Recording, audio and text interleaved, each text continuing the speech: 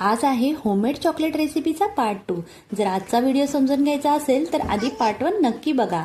काल तुम्ही पाहिलंच, फ्रीजरमधून बाहेर काढल्यावर चॉकलेट 15 मिनिटातच वितळलं। पण मी काय हार मानली नाही। उरलेलं सगळं मिश्रण, वितळलेलं चॉकलेट आणि मोल्डमधलं चॉकलेट एकत्र करून कढईत काढलं।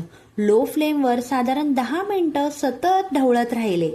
कन्सिस्टन्सी थोडी चांगली झाल्यावर गॅस बंद केला। बरं 10 मिनिटं लागले असतील मला हे थोडंसं घट्ट करण्यासाठी, आणि चॉकलेटला अजून छान फ्लेवर आणि कलर यावा म्हणून 75 ग्राम डार्क चॉकलेट घातलं। डार्क चॉकलेट ऑप्शनल आहे, तुम्ही नाही घातलं तरी चालेल।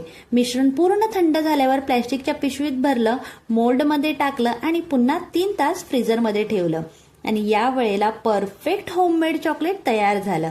माझ्या दोन्ही मुलींना हे चॉकलेट खूप आवडलं। आणि या चॉकलेटचे फायदेही तसेच आहेत, कारण नाचणीमध्ये कॅल्शियम आणि फायबर असते। काजू आणि बदाममुळे चांगले फॅट्स आणि प्रोटीन मिळतात। मखाण्यामुळे कॅल्शियम, फायबर आणि मिनरल्स मिळतात। कसा वाटला व्हिडिओ नक्कीच कमेंट करून सांगा। फॉलो अँड सबस्क्राईब करायला विसरू नका।